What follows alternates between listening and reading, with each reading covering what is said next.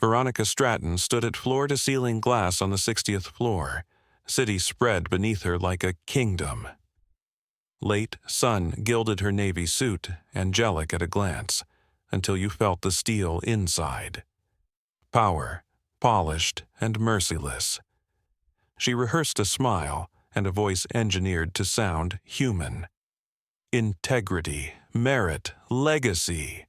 The words landed soft like velvet over a blade. Behind her, assistants darted with tablets and folders, moving as if the room itself might bite. One fixed lighting for gala photos. Another rechecked seating for the third time. The youngest hovered by the door, terrified of making noise. Nadia Briggs, event director, loyal lieutenant, entered with a cream folder and quiet, practiced control. At 41, Nadia anticipated Veronica before Veronica spoke. 12 years beside her meant witnessing genius and cruelty braided together.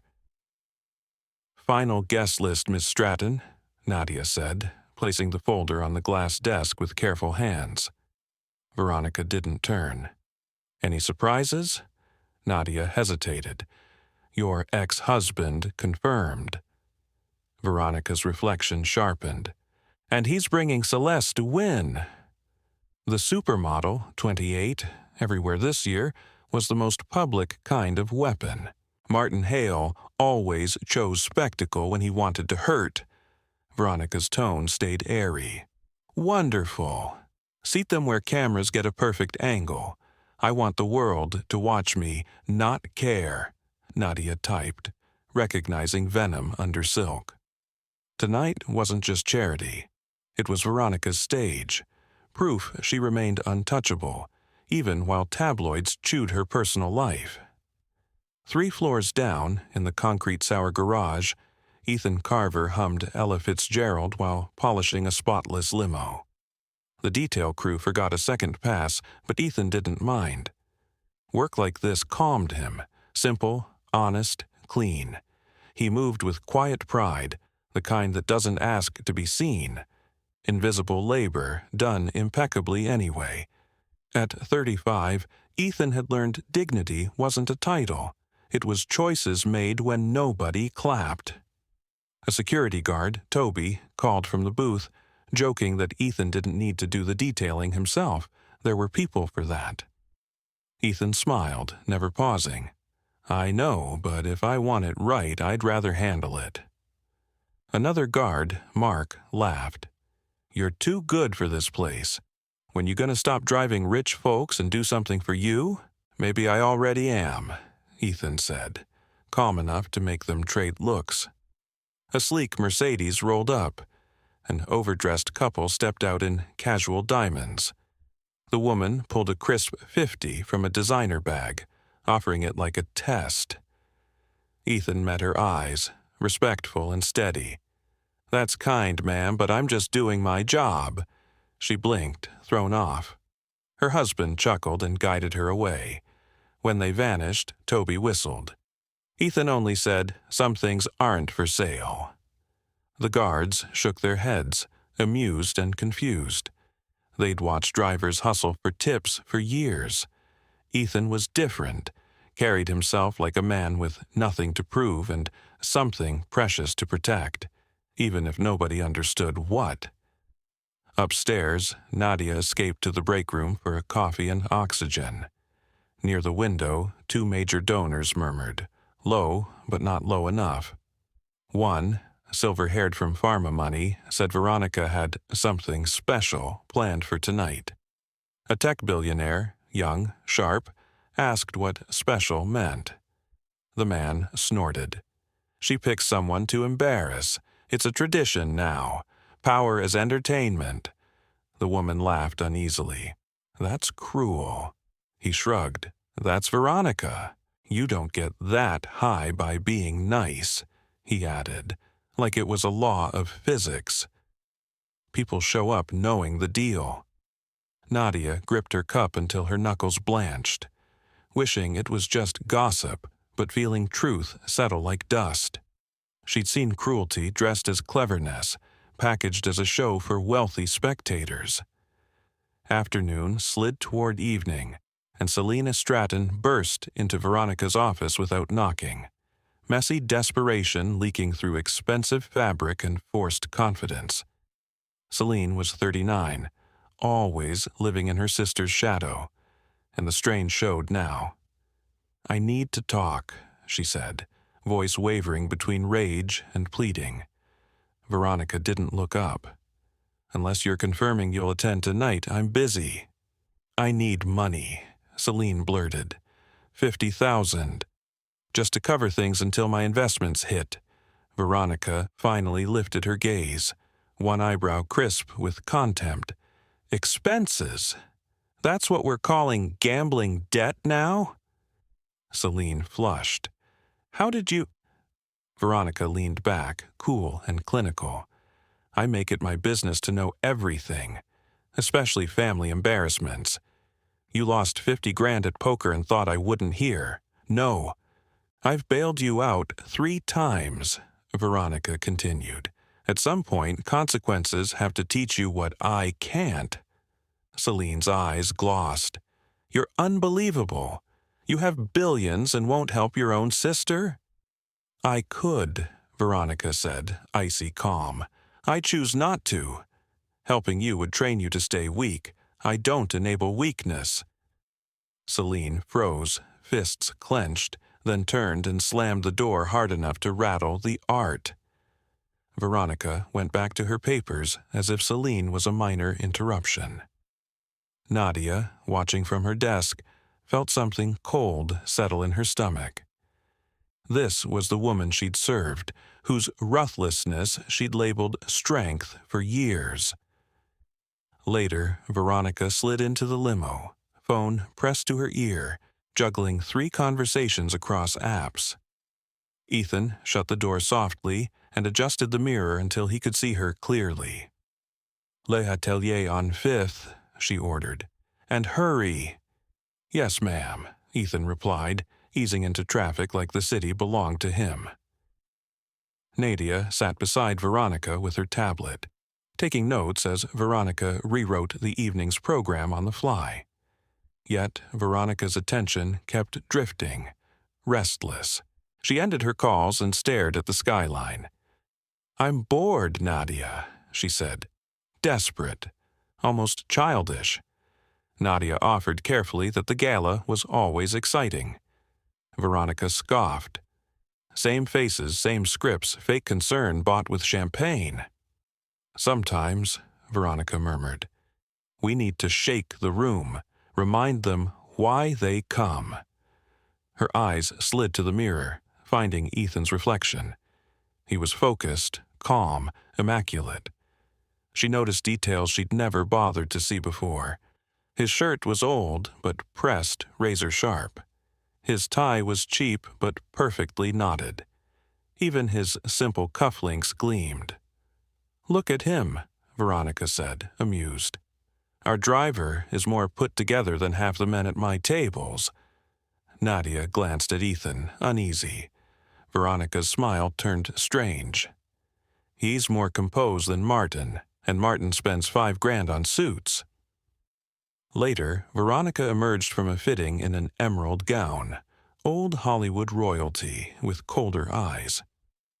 As Ethan held the car door, a voice crackled on speaker, Councilman Blake Hardwick, joking with colleagues. "Invite the help sometimes," he laughed. "Remind people of hierarchy. That's what these events are about, showing everyone their place." Veronica paused mid-step, the idea forming like ice. She studied Ethan, really studied him, and something dangerous lit behind her eyes. "Nadia," she said slowly, "do we have extra invitations?" Nadia's stomach sank. "A few, yes." "Good," Veronica said, smile sharpening, "because I've decided to make tonight interesting." Back at Stratton Tower, donors clustered in the lobby. Veronica stepped out, then turned to Ethan with exaggerated warmth, loud enough for phones and ears. "Ethan," she announced, beaming. "You've been wonderful, attentive, professional. I'd like you to attend tonight's gala as my guest." The lobby went silent. Heads pivoted. Cameras rose. This was unexpected, and the crowd wanted proof. Ethan looked at her. Unreadable. For a breath, Veronica felt uncertainty. What if he refused and exposed her? Then Ethan nodded. "Thank you, Miss Stratton. I'd be honored." Triumph flashed through her smile. 7 o'clock.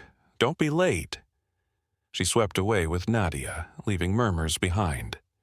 Ethan stood beside the limo, invitation heavy despite being paper. Across the street, Damien Turner watched through his camera. 36, investigative journalist, allergic to powerful lies and expensive perfume. Damien had trailed Veronica for months, following corruption like a scent. Seeing Ethan invited changed the story.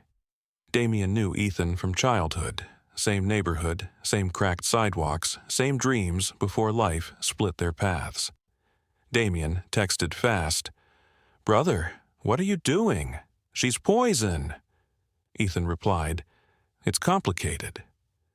Damien lowered his camera, worry tightening. He recognized that tone, meaning Ethan had a plan, and plans around Veronica Stratton tended to draw blood.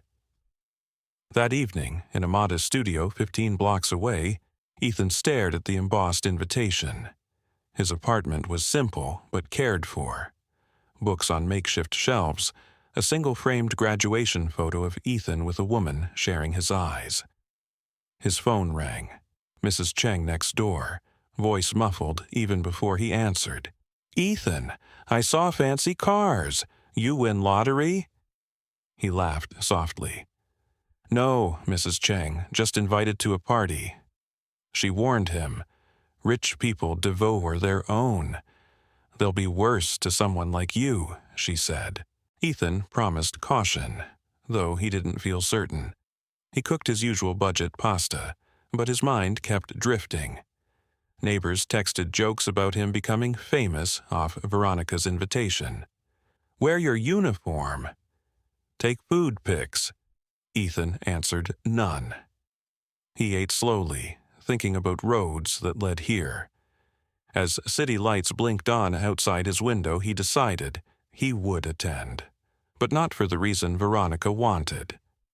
At Stratton Tower, Veronica held a strategy meeting. Champagne, schedules, donation targets. Eventually, they circled back to Ethan. A marketing director asked, "You think he'll come?" Veronica smirked. "Oh, he'll come. He keeps his word." "The question is what he'll wear," someone joked. Laughter spread. Uniform, cheap rental tux, awkward discomfort. They painted him as an icebreaker, a living punchline. Veronica called it educational, exposure to how the other half lives. Only Nadia stayed silent, champagne untouched. She'd seen this pattern. 3 years earlier, Veronica invited a janitor to a corporate dinner as appreciation.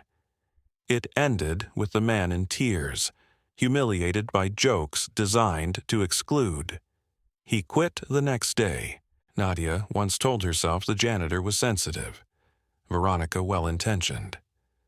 Watching Veronica now, eyes bright with anticipation of Ethan's embarrassment, Nadia couldn't keep the lie intact. When the meeting ended, she stayed behind, voice low. "Veronica," Nadia asked, "what are you really doing tonight?" Veronica looked surprised. "Hosting a gala." Nadia pressed, "With Ethan. What are you trying to do to him?" For a flicker, the mask slipped, something ugly flashing beneath polish. Then the composure returned. "I'm giving him an opportunity," Veronica said smoothly. "If he's embarrassed, that's reality, not my fault. I'm simply showing him where he belongs." Nadia left without arguing, but her decision formed on the elevator ride. She would warn him. She would give Ethan the choice Veronica never intended him to have. Morning light filled Ethan's apartment as he opened his closet. Most clothes were practical. But at the back, wrapped in plastic, waited a suit from another life. He laid it on the bed, fingertips tracing fabric like a memory. He checked his watch, grabbed keys, and stepped into a waking city. The tailor's shop sat on a quiet street not yet fully swallowed by gentrification. Faded sign, warm interior. Inside smelled of cloth and careful craft. An elderly seamstress looked up, eyes brightening. "Professor Carver," she said, then faltered. Ethan smiled gently. "It's all right, Miss Paget, just Ethan now. I haven't been a professor in a long time." She studied him with eyes that had seen decades of ambition and regret. "You could have been," she said softly. "Everyone said you were brilliant, your research, your papers." She caught herself, apologizing for prying. Ethan changed the subject. "I need help." "Event tonight," he said. "I need to look like I belong, even if I don't." Miss Paget smiled with quiet certainty. "You belong wherever you choose. Let's make sure the outside matches the dignity you carry." She measured, pinned, and planned. Across town, Celine sat in an expensive cafe, stirring sugar into coffee she wouldn't drink. Graham Vale slid into the booth. 40, hedge fund predator with a friendly smile that never reached his eyes. "You look troubled," he said, ordering espresso. "My sister is a monster," Celine replied flatly. Graham chose his words. "A competitor, yes. Monster is strong." Celine laughed bitterly. "She refused to loan me $50,000. She spends that on shoes." Graham's interest sharpened, hungry and calculating. "That must feel humiliating," he said. Celine leaned in, voice low. "I want her to feel what it's like when people see through her perfect image." Graham offered the gala as a stage. Cameras, donors, attention. If something went wrong, it would go viral. Celine met his eyes, understanding and mistrust. Celine wanted Veronica humbled. Graham wanted her connection shattered so he could rise in the vacuum. They talked for an hour in conspiratorial whispers, alleys by desperation, neither fully honest about the endgame. That afternoon, Nadia sat in her car outside Ethan's building, hands tight on the wheel. She'd pulled his address from employee files, telling herself it was right even if it felt like treason. She climbed to 3B and knocked. Ethan opened the door, surprise flickering. "Miss Briggs, everything okay?" Nadia asked to come in. The apartment was modest but spotless. Nadia perched on the sofa edge, choosing words carefully. "I think you should know. Her invitation may not be kindness. She's planning to humiliate you," Nadia admitted. "She's done it before. I stayed quiet then, but I can't now. You don't deserve it." Ethan listened with calm that unsettled her. "I assumed as much," he said, voice steady. Nadia blinked. "Then why go?" Ethan's gaze held weight. "Some debts get paid in silence," he said. "But some truths need to be spoken." He rose, gently ending the visit without cruelty. Nadia left more confused, but oddly relieved. Whatever Ethan was walking into, he wasn't blind. As evening neared, Veronica's mansion turned into a glittering fable, if fables were written by accountants. Chandeliers, red carpet, velvet ropes, paparazzi, hungry for celebrity and scandal. Staff moved with choreographed precision, flowers and lighting tuned to Veronica's standards. Nadia oversaw the machine, but her mind kept drifting to Ethan's cryptic words. In the kitchen corridor, 2 servers whispered, "He's invited as a joke." Cruel, even for her. Bets grew. $20 he won't show. 30 he comes in work clothes. Nadia wanted to shut them down, to defend someone, Veronica or Ethan, but couldn't find an honest defense. She walked away, checking her phone like answers might appear by magic. Across town, Damien sat in a cramped office, drowning in files and stale coffee, tracing money trails tied to Veronica and Hardwick. University records arrived through a favor. Damien found a disciplinary hearing from 12 years ago. Whistleblower complaint about Maija's funds. Buried in witness statements was a name that iced Damien's blood, Veronica Stratton, then a graduate student giving testimony that contradicted the whistleblower's evidence. The professor had been discredited, blacklisted, erased. Veronica graduated with honors 6 months later. Immediately after, she landed a cushy job in Hardwick's office, salary triple an entry-level role. Damien called a colleague. "I need everything on Dr. Marisol Carver. Professor, whistleblower, vanished from academia about 12 years ago." The colleague asked what angle. Damien didn't hesitate. "I think Veronica helped destroy her," Damien said, "and I think her son has been driving Veronica for 2 years without speaking a word." The colleague called it insane. Damien agreed, then admitted that was exactly why it mattered. While Damien dug, the past sat in a small apartment watching the news. Dr. Marisol Carver, 60, gray threaded through dark hair, saw coverage of the gala. When the anchor praised Veronica's philanthropy and education initiatives, Marisol froze, then shut off the TV with trembling hands.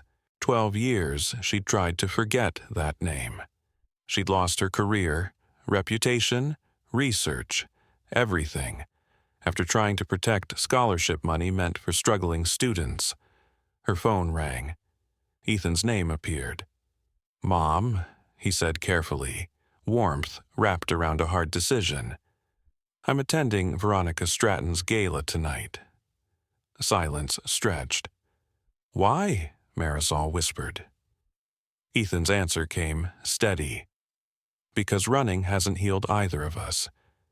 Because she needs to remember what her success cost, and because I'm done being afraid of the truth."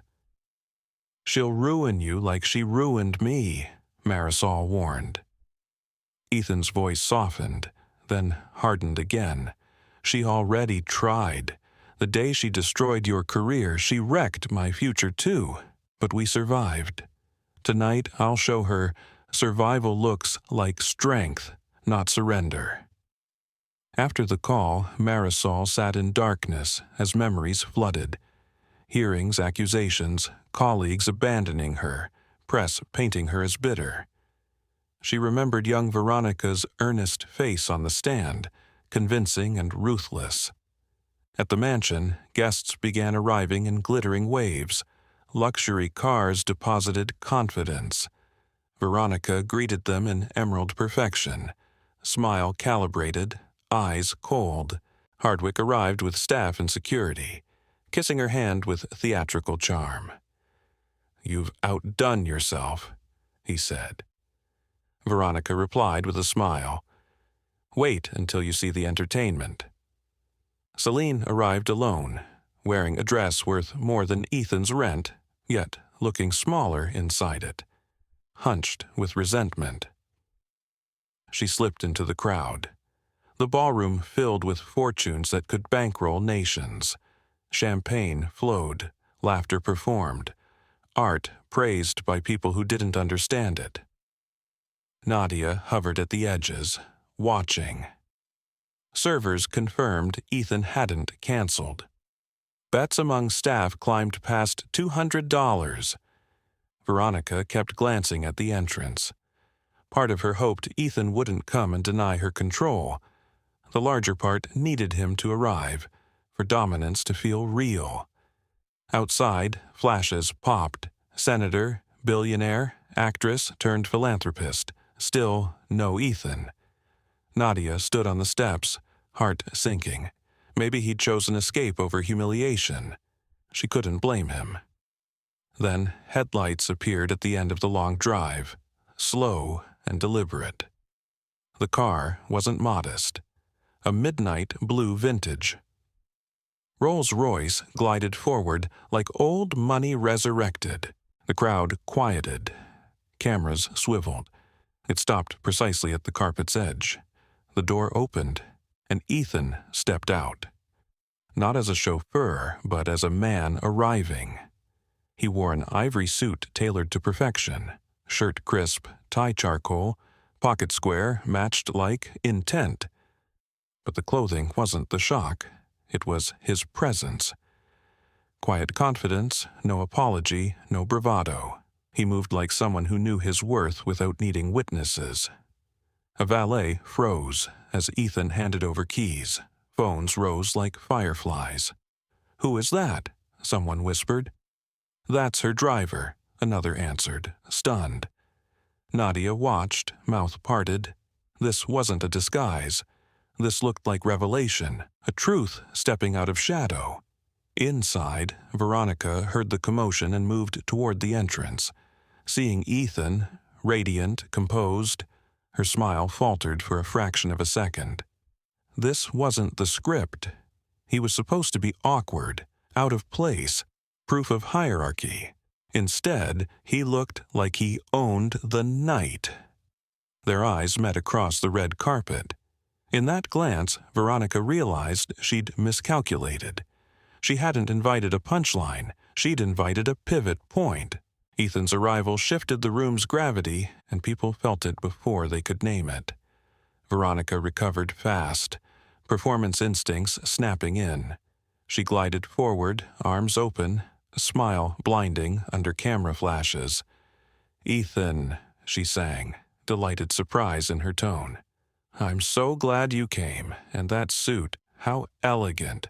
I had no idea you owned something like that." The compliment was a reminder, a subtle knife. You're still the help. Ethan met her gaze, calm and exact. "I earned it, Mrs. Stratton," he said, "a long time ago." The words landed heavy, hinting at history the room hadn't been invited to see yet. Guests traded glances, curiosity replacing mockery. Veronica's smile tightened, barely. "Come inside," she said brightly. "Enjoy yourself." As they entered, Ethan became a magnet for speculation. People who'd never noticed him in uniform now studied him like a riddle. Near the champagne fountain, socialites whispered, "Maybe he's a secret investor, old money hiding, royalty incognito." Another insisted she'd seen him driving Veronica. "But look at him," she hissed. "That suit's custom. That posture isn't borrowed." The rumor spread like perfume. Across the room, Hardwick watched, instincts prickling. He'd survived by reading power shifts, and Ethan's presence threatened the hierarchy he and Veronica curated. He pulled Veronica aside. "Who is he?" he demanded. Veronica tried to sound casual. "My driver," a goodwill gesture. Hardwick's eyes narrowed. "He doesn't move like someone receiving charity." His voice lowered. "He moves like someone waiting for something." A chill slid through Veronica, but she refused to show it. One well-dressed driver couldn't collapse an empire. Could he? Veronica spotted Celine staring at Ethan, shock mixing with something like hope. Celine, for all her flaws, recognized authenticity. Across the ballroom, Damien slipped in with press credentials, hunting a story. He found Ethan near a sculpture worth more than their childhood blocks. "Brother," Damien murmured, using their old bond, "this is dangerous." Ethan's first real warmth appeared. Small, genuine. "When has danger stopped us?" Damien started to argue, but Ethan cut through. "I'm not here to force anything. I'm here to watch." Ethan accepted champagne from a server like it meant nothing. "Sometimes truth doesn't need help," he said. "It needs an audience." Damien wanted to drag him out, but he'd known Ethan too long. When Ethan decided, the world adjusted, not the other way around. "Tonight's the night, then," Damien said softly. Ethan nodded. For her to finish what she started 12 years ago. Before Damien could press, lights dimmed, the program beginning. Veronica stepped to the podium, screen behind her flashing tonight's education charity logo with bitter irony. Veronica began her speech, voice amplified, polished sincerity poured like champagne. Education is the foundation. Then she stalled, because Ethan entered from a side door, searching for a better view, unintentionally pulling the room's attention like a tide. Heads turned. Cameras swiveled away from Veronica. The room's compass needle snapped to Ethan, and Veronica, who never lost command, felt control slip in real time. She continued, but rhythm broke. Her words about merit and opportunity rang hollow under the night's obvious cruelty. Applause came, polite and distracted. Conversations resumed, but not about the charity.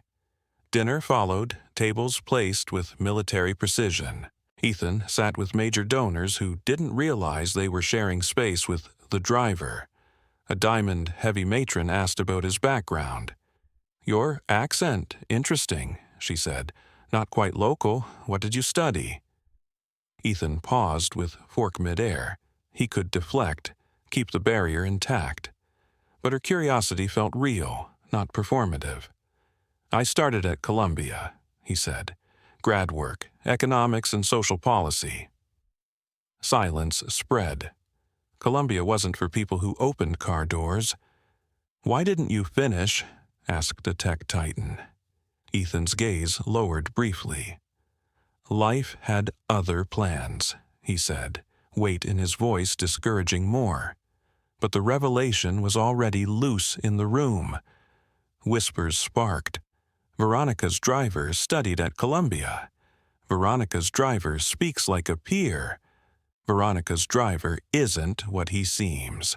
Veronica heard the currents and marched toward a nearby table, determined to reclaim dominance through humor sharpened into cruelty.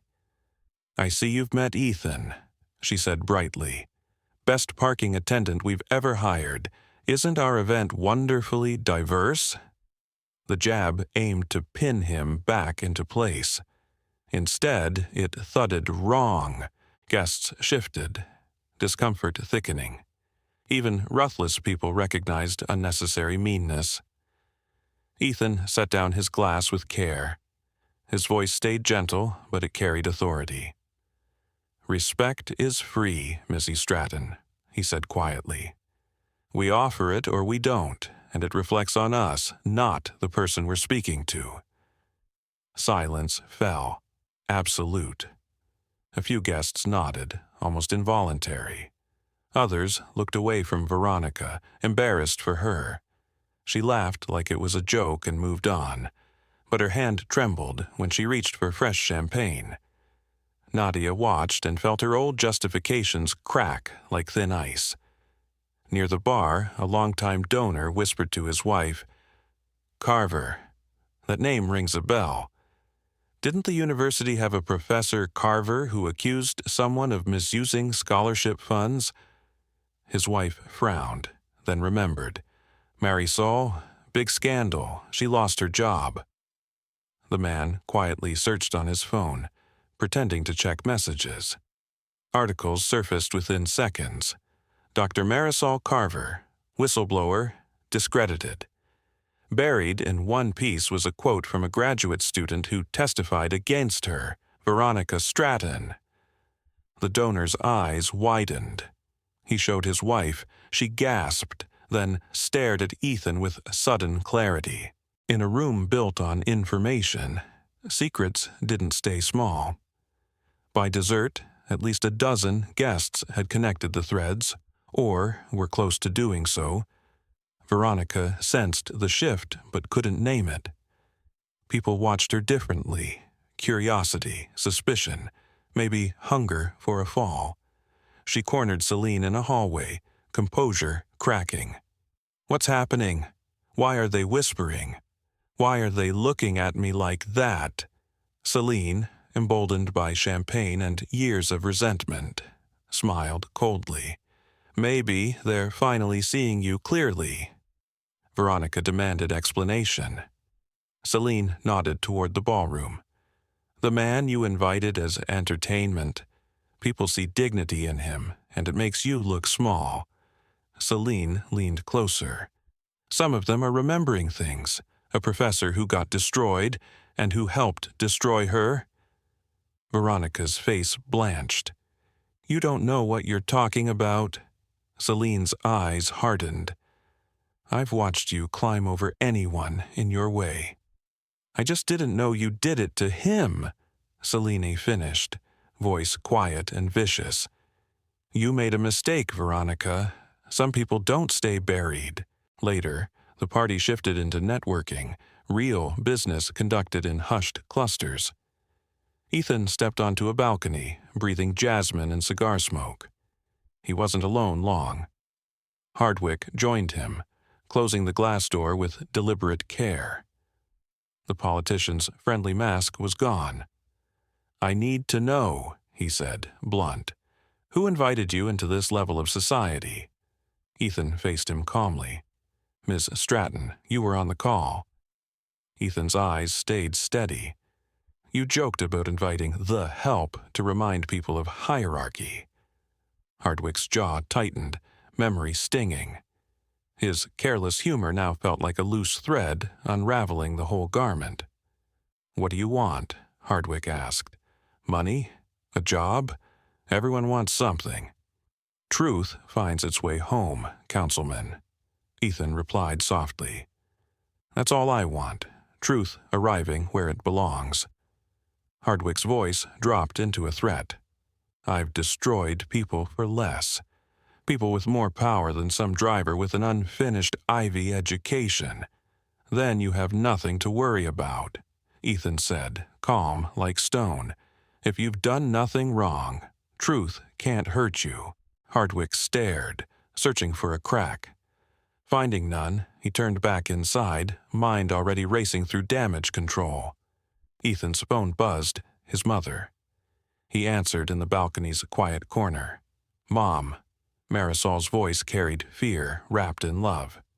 Be careful. Truth ruined us before. Ethan replied firmly. This time I choose how it ends. We're not powerless anymore. Don't lose yourself to revenge, Marisol pleaded. Ethan's voice softened. This isn't revenge, it's restoration. They spoke a few minutes more. Then he hung up and returned inside, unaware Nadia was across town with Damien, making her own irreversible choice. In Damien's office, Nadia opened her laptop. I have something you need, she said, voice shaking. I've been Veronica's right hand for 12 years. I kept secrets, protected her image. Tonight I watched her try to crush Ethan for fun, and I can't do it anymore. Nadia revealed a folder of emails, financial records, old correspondence between Veronica and Hardwick, evidence of a coordinated smear campaign 12 years ago. Hardwick was skimming scholarship funds, she explained. Veronica learned it as a grad student. Instead of reporting, she made a deal. She testified against Dr. Carver, Nadia continued, buried the complaint, and Hardwick rewarded her with a position after graduation. Damien stared, journalist's mind assembling the blast radius. Why show me now? He asked. Nadia didn't flinch, because Ethan deserves justice. His mother deserves her name back. And I'm tired of being complicit, Nadia added, closing the laptop like a verdict. Damien exhaled slowly. This will destroy her. Nadia's eyes were wet but steady. Maybe, or maybe it forces her to face what she did. Either way, truth deserves daylight. Back at the mansion, whispers became conversations, clusters comparing notes, feeding off the thrill of a perfect woman wobbling. The wealthy adored a fall, especially from someone who'd always seemed untouchable. Veronica tried to steer talk back to charity, but the room had moved past her. People watched Ethan instead, how he listened, how he spoke, how he refused to shrink. Veronica felt walls closing, though she couldn't see the bricks. She pulled loyal donors into side conversations, but their attention kept slipping toward the driver, who didn't behave like one. Celine drifted through the crowd like a rumor made flesh, satisfied and wary. Somewhere, Graham Vale watched too, calculating how to leverage chaos. Nadia was gone. Her absence would matter later. Damien's story was already forming, and stories like that didn't stay contained. Ethan stood with a small group, answering questions with careful honesty. Never begging, never boasting. His restraint made him more compelling. People who'd once joked about his clothing now tried to prove they'd always been the kind who respected everyone, as if rewriting their own history. Veronica's laugh grew sharper, more forced. Her eyes tracked phones, cameras, whispers. She sensed her past moving through the room like a draft under a locked door. The gala's purpose, education, opportunity, had become a cruel mirror reflecting her own contradictions. On the balcony again, Ethan let the night air cool his skin. Inside, the garden lights twinkled like expensive stars. He didn't look triumphant, only resolved. He was no longer hiding behind a uniform someone else assigned him. He was letting the truth stand beside him. Hardwick reappeared briefly near the doors, speaking to aides with clipped urgency. Veronica watched him, then watched Ethan, then watched the guests watching her. The hierarchy she worshipped had shifted, and she couldn't buy it back with a smile. Ethan moved back into the ballroom, blending without shrinking. The crowd parted for him, not because he demanded it, but because dignity has its own gravity. Veronica's emerald gown suddenly looked like armor that no longer fit. Rumors linked names and dates, and those connections turned into quiet certainty. Veronica had once stood on a witness stand and helped silence a professor who tried to protect the students. Now, that professor's son stood in her house, calm, immaculate, and impossible to erase. Veronica tried one more time to reclaim the room, greeting, laughing, redirecting, but every move felt late. The audience had shifted. The spectacle wasn't Ethan's discomfort. It was Veronica's fear, finally visible around the edges of her perfect performance. Ethan's phone stayed silent now. He didn't need instructions. Across town, Damien saved files, drafted outlines, and prepared calls. Nadia sat beside him, pale but committed.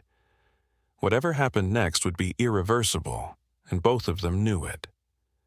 At the mansion, Marisol's warning echoed in Ethan's chest. Don't lose yourself.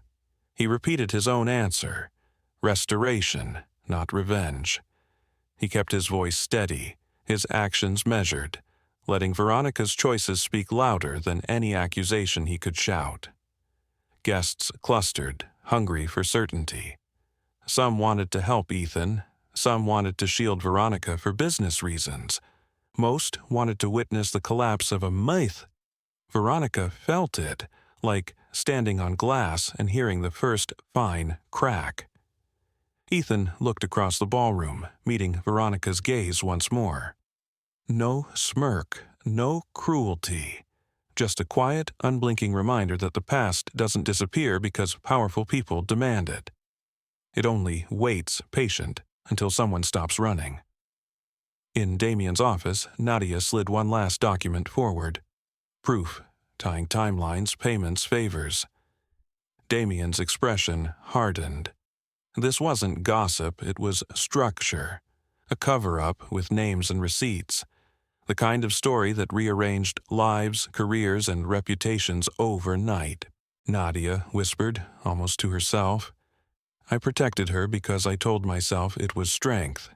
Tonight I saw it was just cruelty wearing success.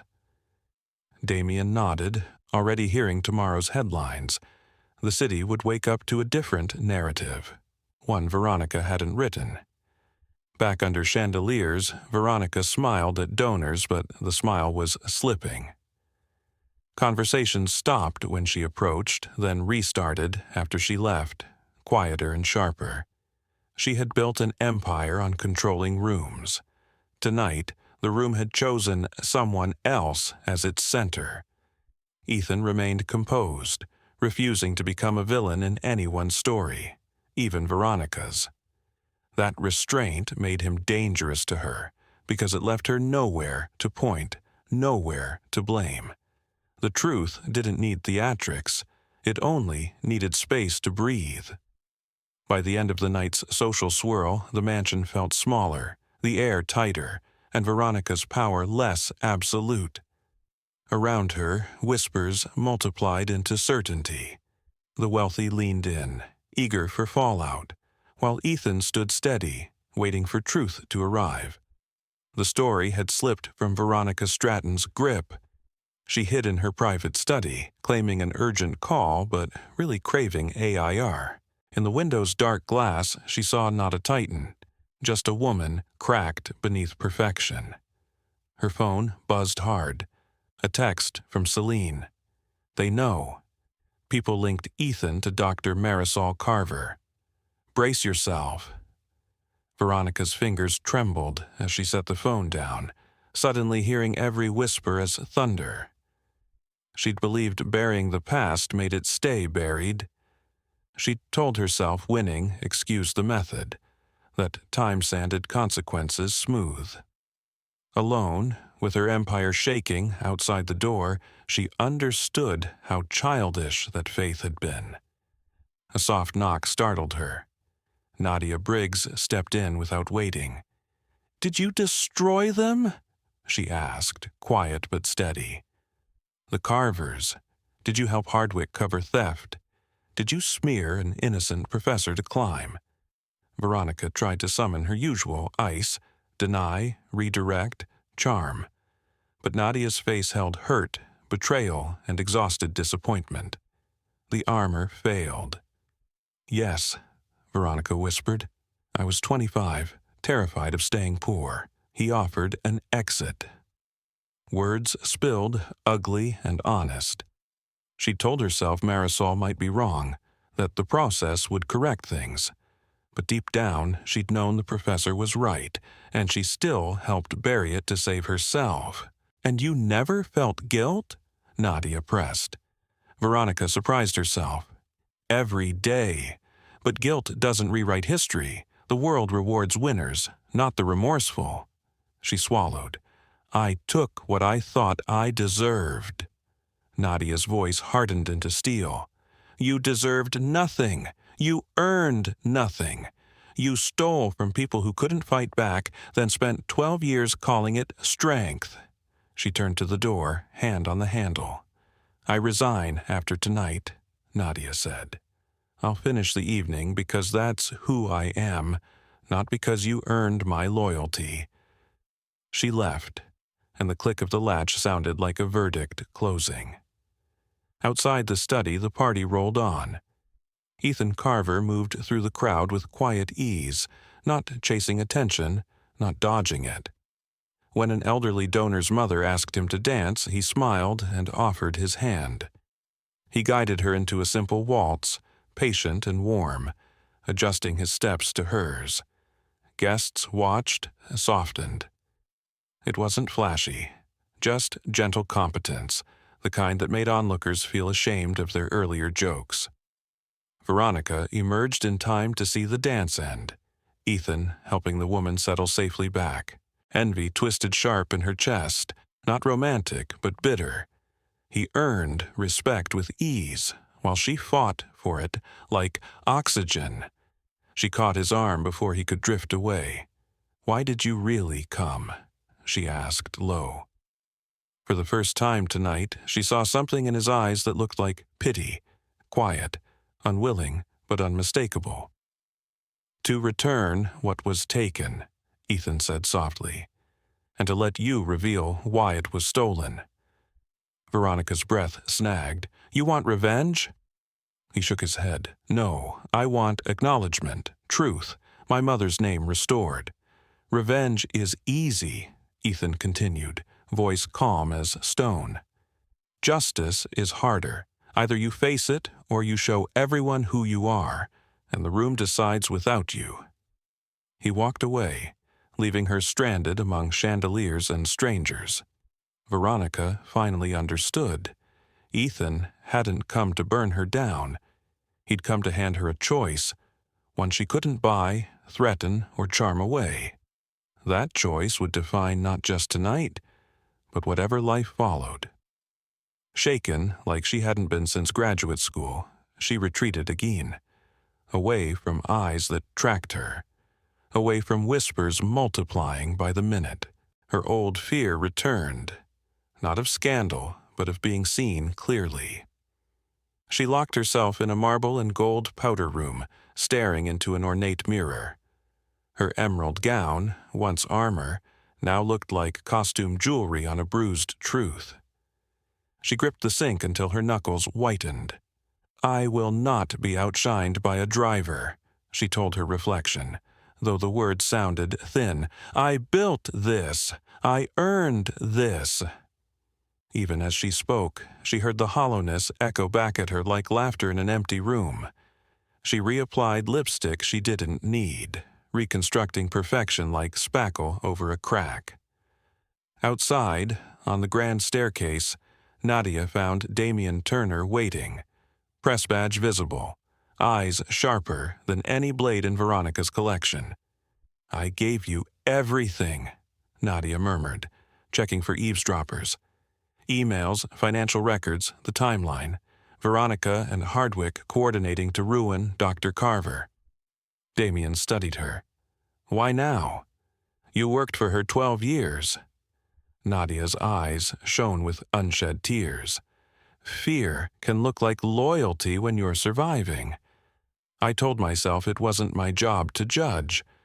Then tonight I watched her try to humiliate a good man for sport, and I couldn't lie anymore." She inhaled, shoulders lifting as if shedding a weight.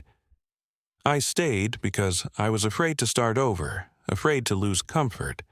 Now, I'd rather be broke and honest than wealthy and complicit.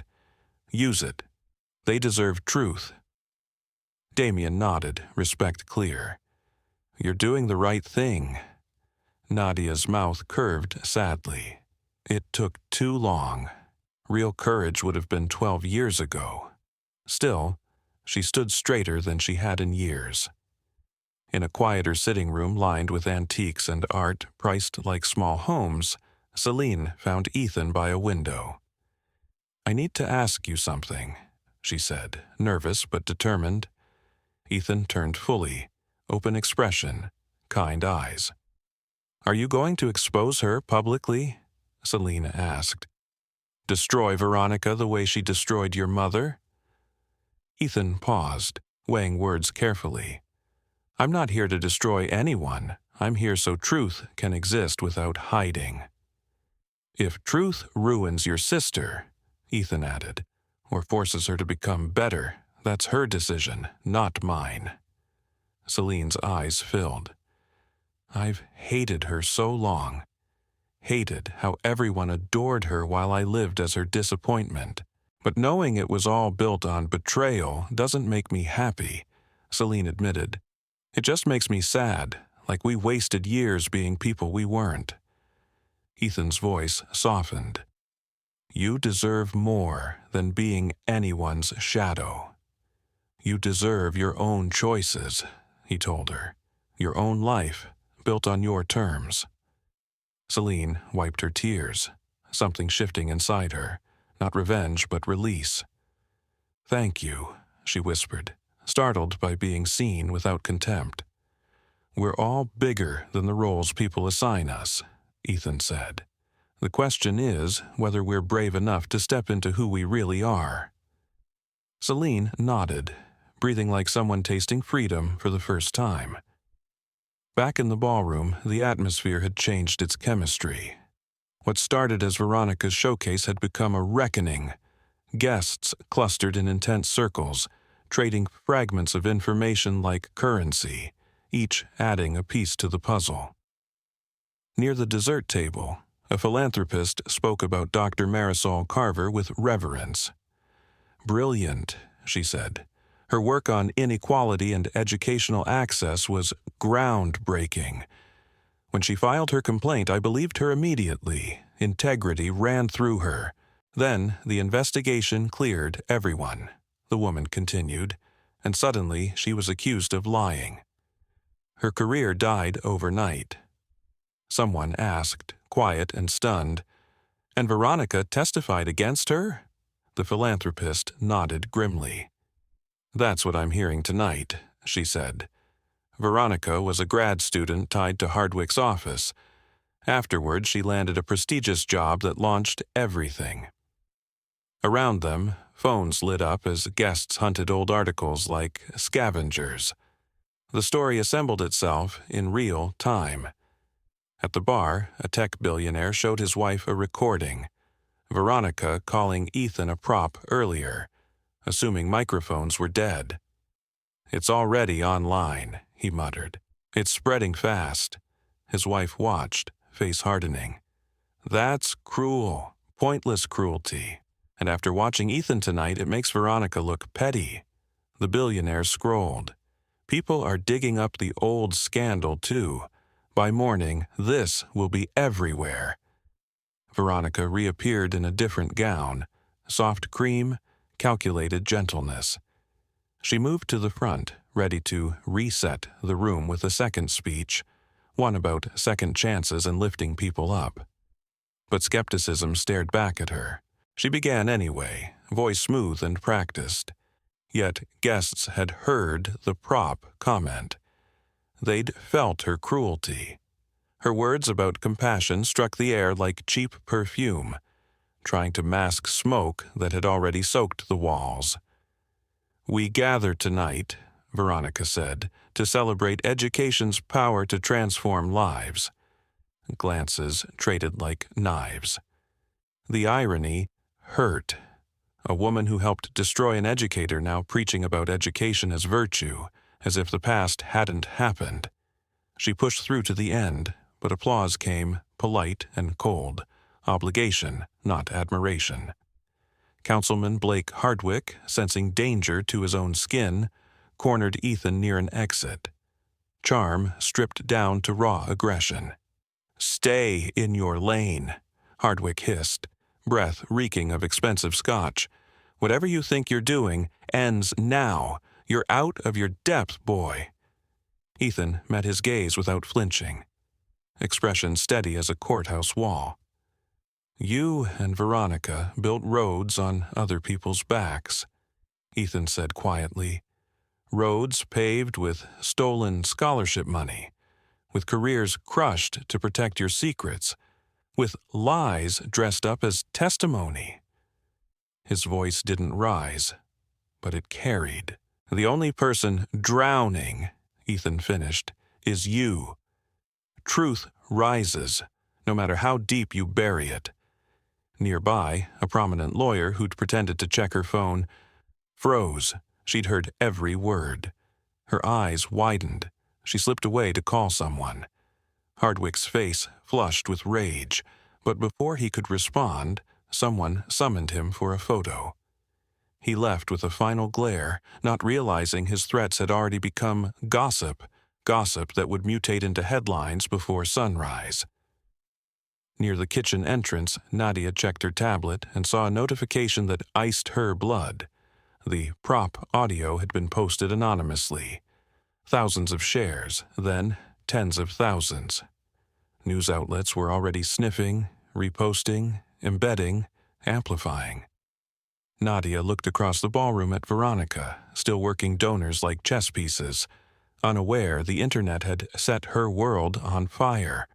For years, Nadia would have warned her, protected her. Tonight, she chose something else. Nadia quietly forwarded the link to major news desks with one line.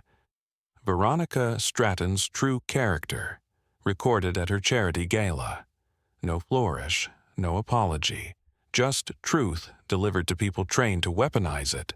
Veronica raised her champagne for a toast, smiling bright and false. To humility, she declared. The virtue that keeps us grounded no matter how high we rise. She waited for glasses to lift, crystal to clink, adoration to obey. Nothing. No one joined. Silence bloomed across the room, louder than any accusation. Veronica stood with her glass raised like a statue of denial. For the first time in her adult life, she was utterly alone in a room she owned. Across the ballroom, Ethan watched, eyes sad but steady. He hadn't wanted humiliation. He wanted acknowledgement, justice for Marisol. Yet, seeing Veronica's face as she realized no one would drink to her, he felt no triumph, only weight. To break the cruelty of that silence, Ethan began clapping. Slow at first, then stronger. Not for Veronica, but for the staff. The servers, cooks, tech crew, cleaners. The people who made tonight possible and usually received nothing but demands. For the ones who work without recognition, Ethan said, voice carrying clearly, who serve without expecting praise, who do their jobs with dignity whether anyone notices or not. The room erupted into applause. Real, warm, unanimous. Staff paused mid-task, stunned. Some smiled through tears. Others pressed hands to mouths, overwhelmed by being seen. Nadia found herself crying silently, shaken by the simple grace. Respect, so scarce in Veronica's orbit, had been given freely by Ethan. Veronica stood frozen, champagne glass still lifted, as the mansion honored everyone except her. She lowered it slowly, hand shaking. Celine approached cautiously. Veronica whispered, barely audible, this was never about embarrassing him. Celine studied her sister's face, and for once didn't gloat. He came to teach you something, Celine said softly, or remind you what you took from yourself. Veronica's eyes glistened, but she refused to let tears fall in public. You traded integrity for success, Celine continued, and tonight you're finally seeing the bill. Veronica stared at Ethan like he was a mirror she couldn't shatter. The party had slipped beyond performance. Real emotions simmered everywhere now. Ethan stepped onto a balcony for air, needing distance from the heat of the room.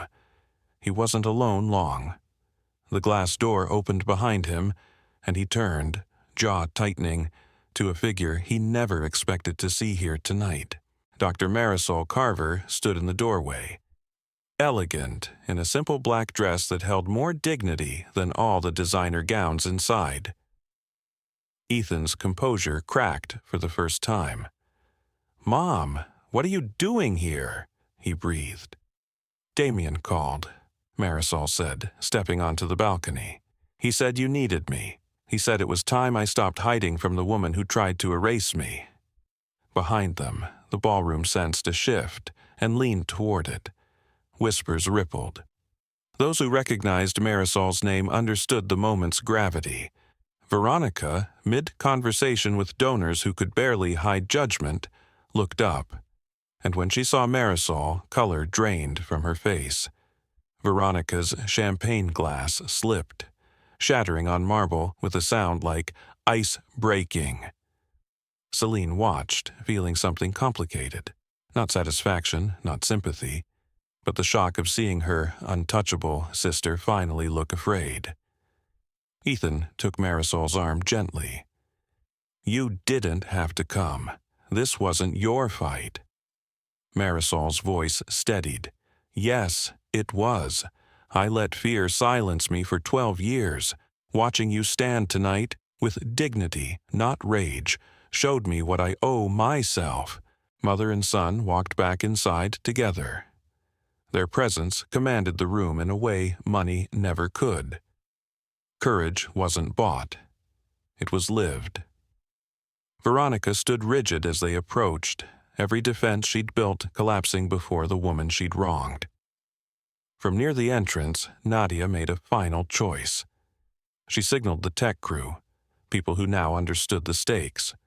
They moved without questions, readying microphones and speakers. Documentation, not sabotage. Whatever happened next would be preserved. Ethan guided Marisol to a quiet corner, still visible, still central. Veronica followed like she was pulled by strings. Ethan murmured, "I didn't ask her to come. This wasn't my plan." Marisol answered softly, "Truth doesn't ask permission. It arrives." Veronica found her voice, thin and frayed. "Dr. Carver, I don't know what to say." Marisol met her eyes. "Then listen." Her tone wasn't cruel, just firm, the voice of a teacher refusing to let a student dodge the lesson. 12 years ago, Marisol said, I discovered scholarship funds being siphoned, money meant for students who were desperate. Guests drifted closer, forming a loose circle. Phones stayed lowered, oddly reverent. Even gossipers sensed this wasn't entertainment.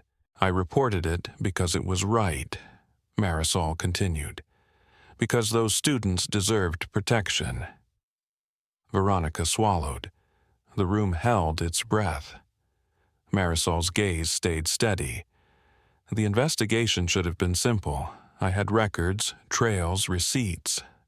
Then witnesses changed stories, Marisol said. Evidence vanished, and you, she looked directly at Veronica, testified that I fabricated it all, that I was bitter, dishonest. Veronica's whisper shook. I was afraid. I was 25 and drowning in debt. Hardwick offered me a way up, Veronica said. I told myself the truth would surface anyway. Marisol's voice broke slightly. But you knew I was right. You knew students were being robbed, and you chose your career over their futures. Veronica's face crumpled. Tears finally broke through the makeup and pride. Yes, I knew. I've regretted it every day. Her voice cracked.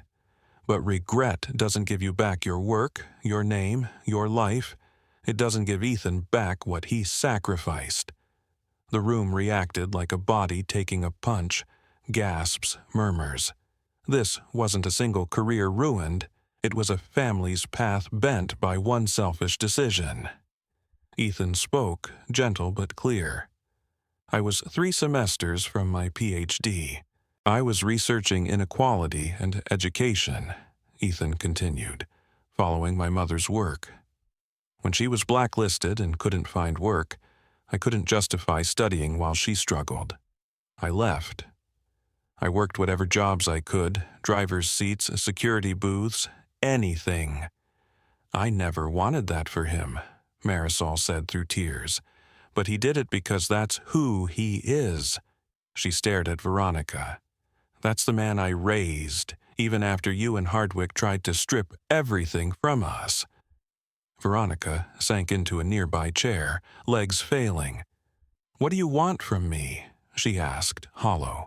Money? I'll give anything. An apology? I'll do it now. Marisol shook her head. You can't purchase forgiveness. Money doesn't erase 12 years, Marisol said, voice steady, of being unemployable in my field, of being called a liar, of watching my son abandon his future to protect mine. Veronica looked up, mascara tracking. Then what can I do? Ethan knelt so their eyes were level. A public acknowledgement of her. Tell the world Dr. Marisol Carver was right. Admit you helped bury truth to advance yourself. Use your platform to restore her reputation and open doors you helped slam shut. Veronica's breath hitched.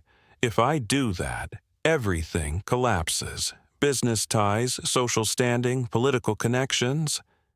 Ethan's reply was soft and mercilessly logical. Then it was built on sand.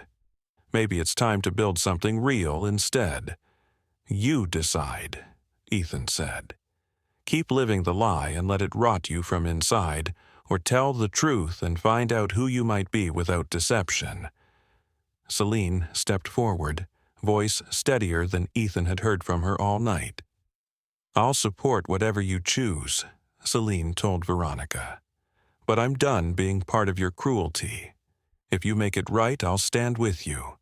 If you keep hiding, I'll walk away and build my own life. I'm done." For the first time in adulthood, Celine was the stronger sister. Veronica looked at her as if seeing her for the first time. Courage where she'd always labeled weakness. Nadia approached quietly, resignation already decided, but offering one last truth. "The prop audio is viral," Nadia said softly.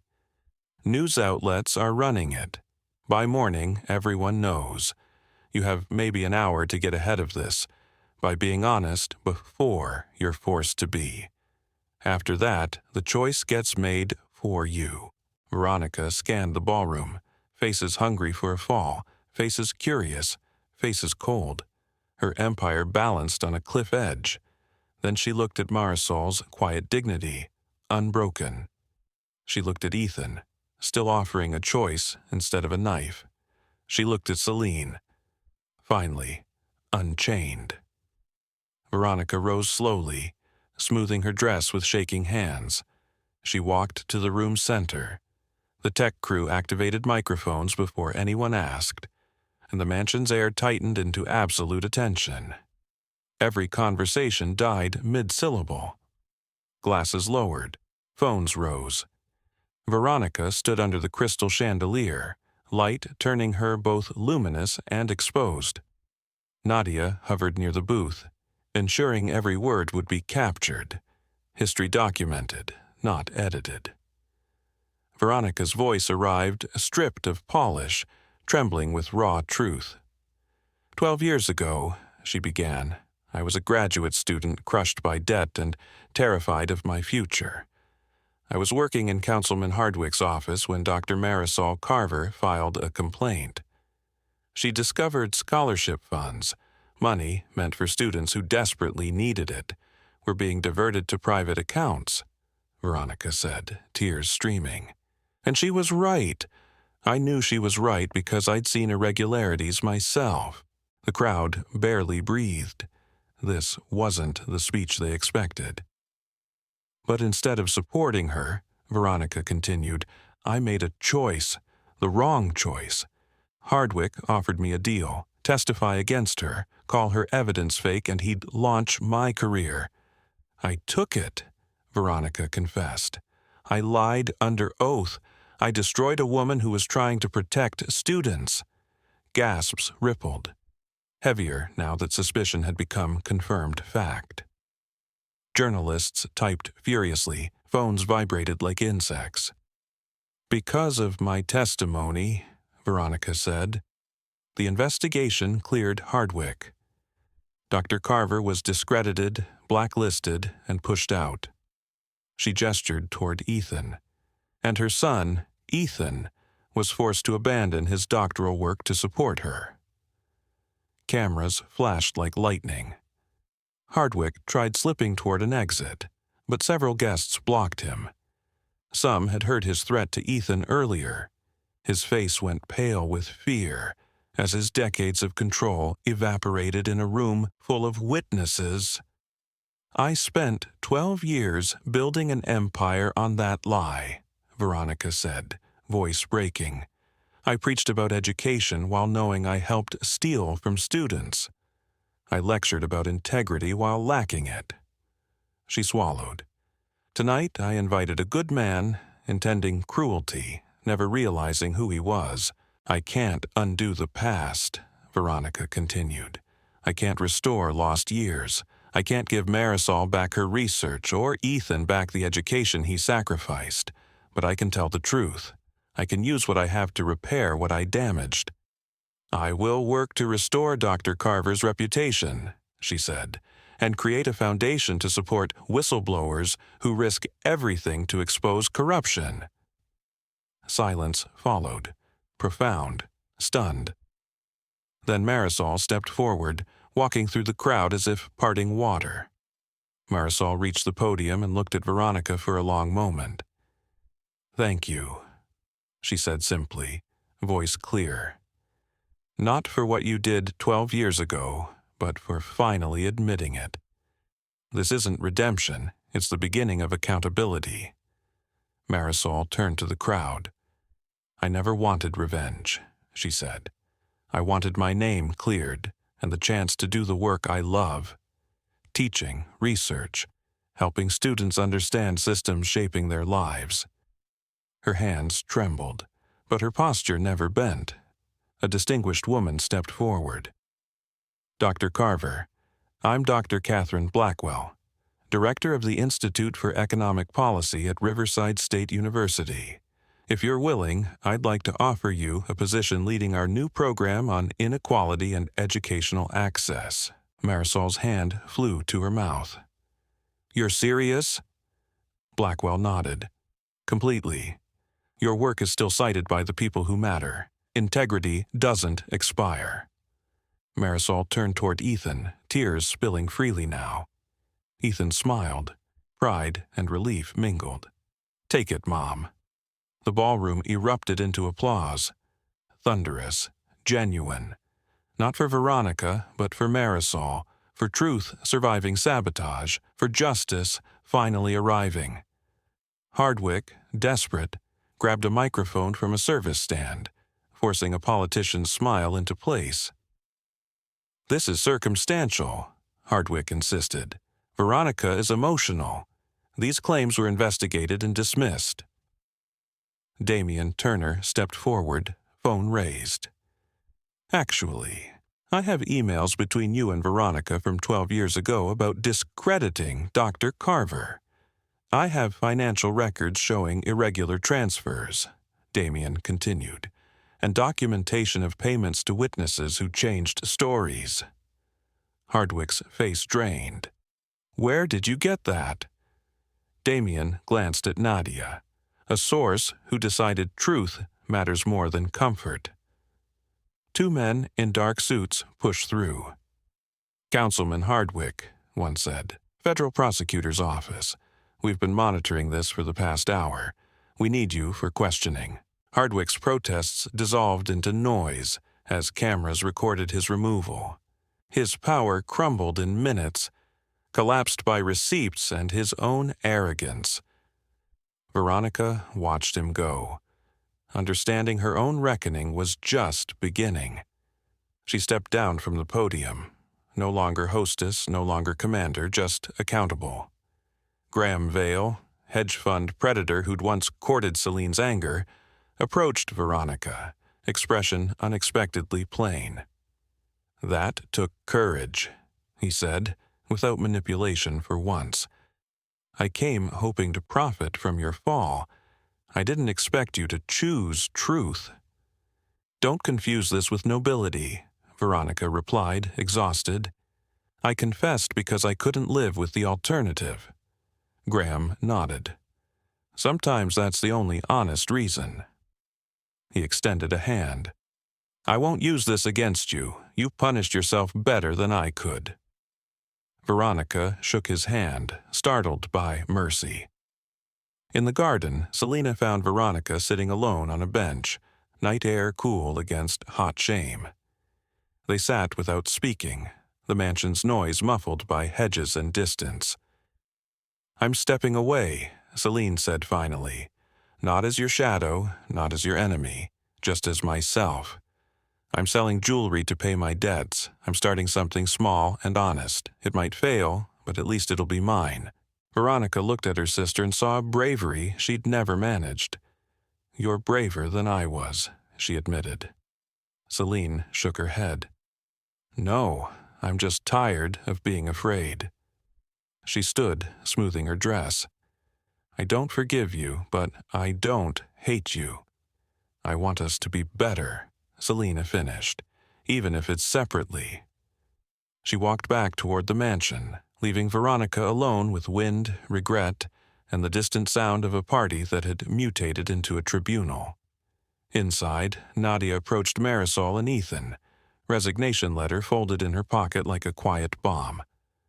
I'm sorry, Nadia said, voice thick. I should have asked questions years ago. I should have refused complicity. I'm sorry it took me this long.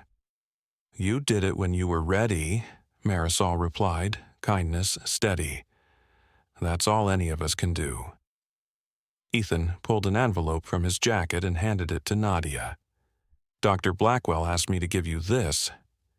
They need an administrative director, Ethan explained. Someone who understands institutions and the cost of silence. Nadia opened the offer with shaking hands. It paid less than Veronica's world, but it offered something money couldn't: purpose.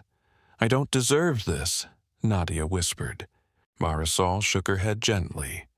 None of us deserve grace. We receive it, and then we live differently. Nadia pressed the letter to her chest, as if anchoring herself to a new life. Morning light found Veronica still awake, sitting in last night's dress, watching her confession looped across every channel. Headlines were brutal, some praising courage, most condemning theft and cruelty. All agreed her empire had been permanently altered. Her phone buzzed with lawyers, PR teams, furious partners. She ignored them. She'd spent 12 years building an immaculate mask, and in one night she'd shattered it herself. Strangely, she felt lighter than she had in years. Maintaining lies had weighed more than facing truth, even when truth burned. Across town, Marisol stared at Riverside State's offer letter. Research leadership, students to mentor, the work she'd been denied returning in a form she never expected. Ethan made breakfast, the same modest meal they'd eaten for years, even though life might soon improve. Some habits were worth keeping, reminders of survival. Are you going to accept? Ethan asked, setting a plate down like an offering. Yes, Marisol said, voice firm. Not because Veronica confessed. Because I earned this. I refuse to let them define me. Ethan smiled. I'm proud of you. Marisol reached across the table and squeezed his hand. I've always been proud of you. What about you? Marisol asked. Dr. Blackwell said they'd welcome you back to finish your doctorate. You were so close. Ethan stared out the window at the waking city, remembering lectures like ghost music.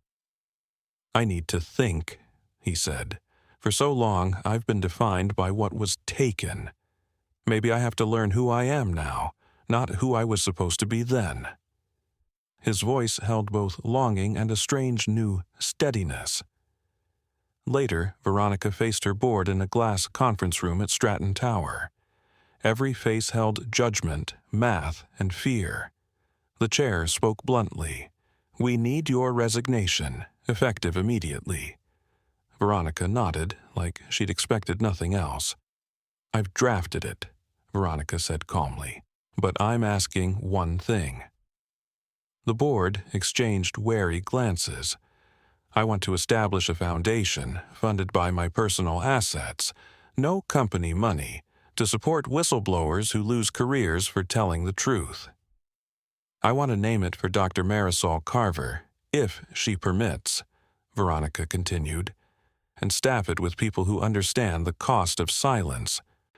The chair's tone stayed careful. Admirable. It doesn't undo damage or protect this company. I know, Veronica replied. I'm not asking for forgiveness or mercy. I'm asking to do something meaningful with what I've left.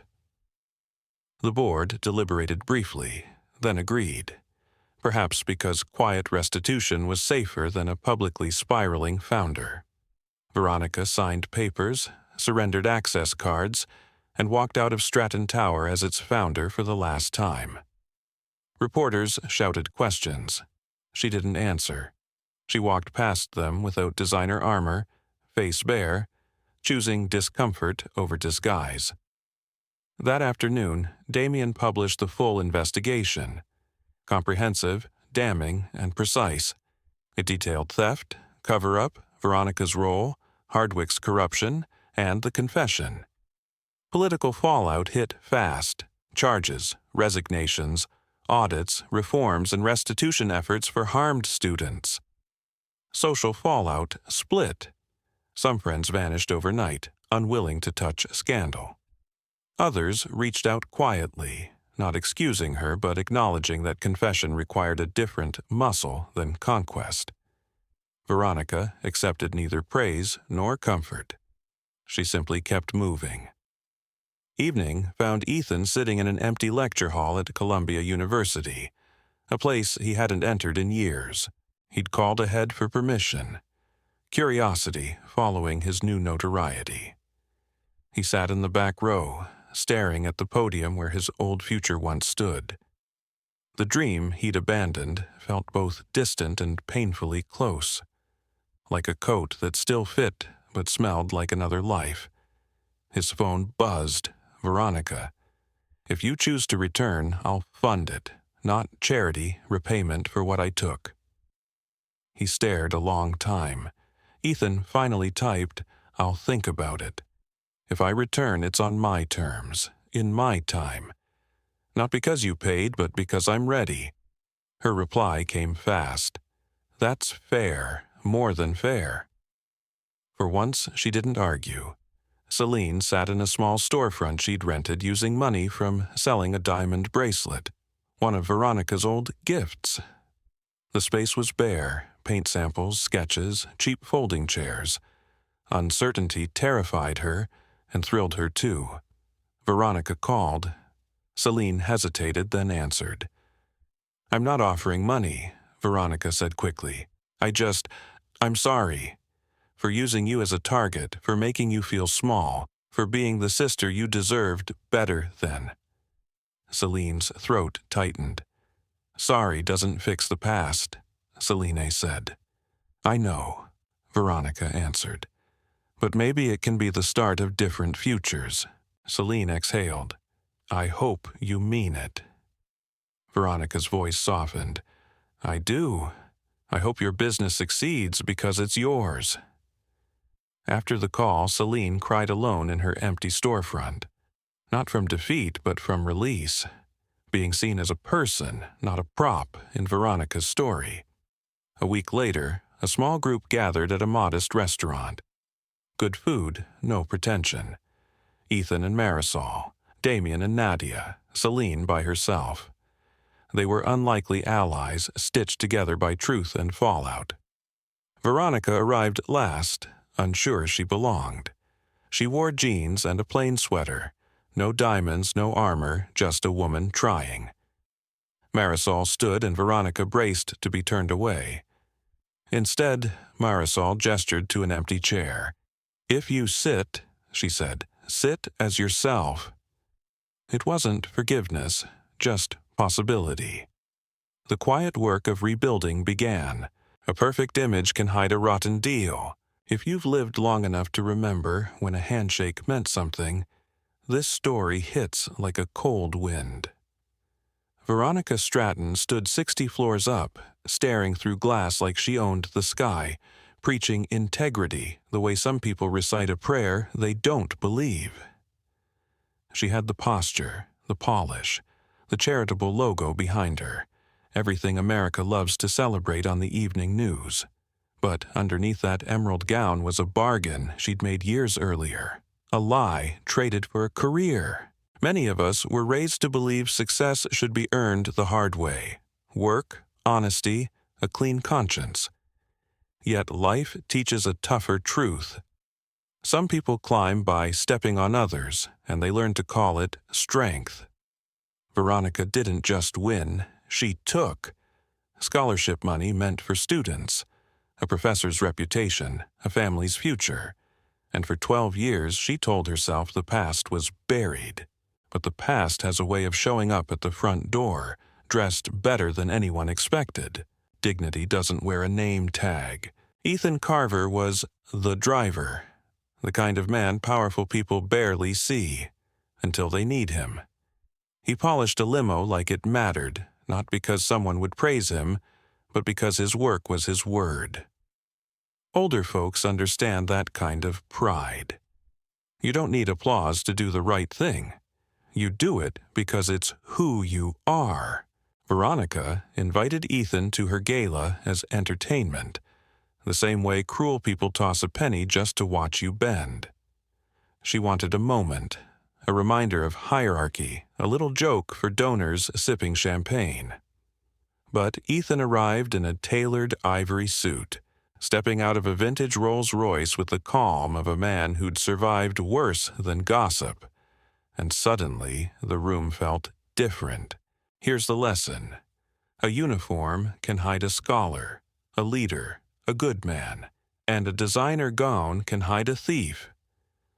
Some of you learned that in factories, in churches, in military service, or, while raising kids on a tight budget. Character shows up in the quiet choices, not the loud titles. Ethan's dignity didn't come from the suit. The suit simply stopped people from pretending they couldn't see it. Truth needs an audience, and courage needs company. This wasn't a victory built on shouting or revenge. It was built on witnesses. Nadia, Veronica's longtime right hand, finally got tired of calling cruelty excellence. Damien, the journalist, connected the dots and brought receipts. And then the moment that made the whole mansion go still. Dr. Marisol Carver walked in, Ethan's mother, the professor whose name had been dragged through the mud. When Marisol spoke, it wasn't flashy. It was steady, like a teacher who refuses to let a classroom dodge the lesson. And when Veronica finally confessed, out loud, under chandeliers, in front of the very people she'd tried to impress, something rare happened. The truth stopped being a rumor and became a fact. Older Americans know this. Real accountability is expensive. Not in dollars, but in pride, reputation, and comfort. It costs friendships, it costs status, but it can give something back that money can't touch: peace, restoration, the chance to rebuild a life on solid ground. Veronica's empire cracked because it was built on sand. Ethan didn't knock it down. He simply stood there long enough for everyone to see what it was made of. The legacy you leave. At 65 and beyond, you start thinking less about applause and more about what lasts. This story isn't just about a gala. It's about the kind of country we want our grandkids to inherit. One where the powerful don't get to rewrite history, and where ordinary dignity can outshine an entire ballroom of wealth. Truth may arrive late, but when it arrives, it changes the room. If you were in that ballroom, what would you have done? Would you have stayed quiet to protect your comfort, like so many guests did at first? Or would you have spoken up the moment you saw someone being used as a prop? And here's the harder question. Have you ever watched a person with power humiliate someone beneath them and felt that familiar knot in your stomach? I'd love to hear your story in the comments.